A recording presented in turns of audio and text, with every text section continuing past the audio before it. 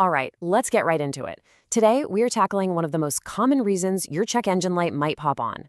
If you've ever plugged in a scanner and seen that dreaded P0130 code, well, you're in the right place. Let's get this thing figured out. You know the feeling, right? You're just driving along, minding your own business, and bam, that little yellow engine symbol lights up your dashboard. And your first thought is always, oh no, what's wrong? Is this going to be serious? Is this going to be expensive? Well, there's a good chance the culprit is a little code called P0130. But don't worry, it's not nearly as intimidating as it sounds. In this explainer, we're going to break down exactly what that code means, and then we'll walk through a really logical, step-by-step process to find the problem and fix it yourself. Okay, so first things first, we have to understand what our car is actually trying to tell us. Decoding the message is the absolute most important step before you even think about picking up a single tool. So what is P0130? The official definition is O2 sensor circuit malfunction, and it gets specific, bank 1, sensor 1. All this really means is that your car's brain, the main computer, has spotted an electrical problem with one of your oxygen sensors. It's not liking the signal it's getting, or maybe it's not getting any signal at all. Now listen up, because the most important word on this slide is circuit. This is the key clue. See, this code is totally different from others like P0133, which means the sensor is just getting old and slow. P0130 screams that the problem is probably in the electrical path. We're talking the wiring, the connector, maybe a fuse. And honestly, that's great news for us, because it often points to a simple fix that doesn't cost much.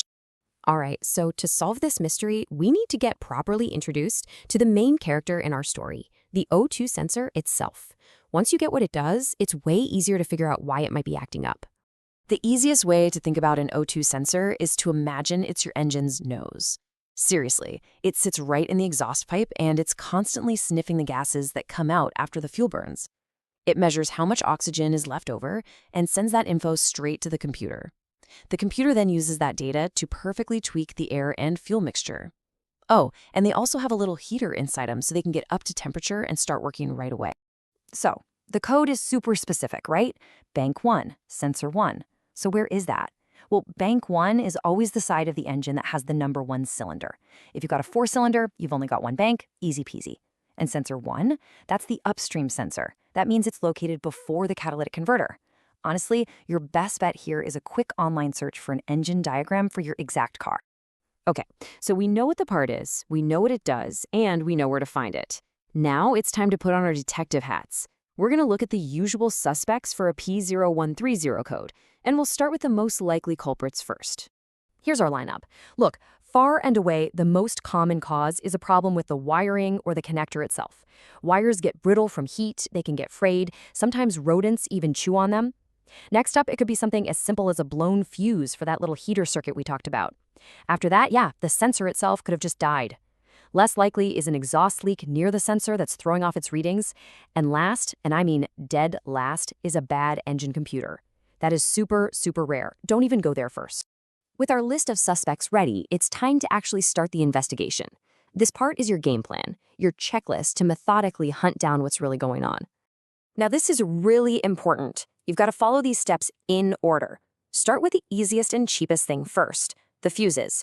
Pop open your fuse boxes and look for anything labeled O2 sensor, or maybe AF heater. Fuse is good?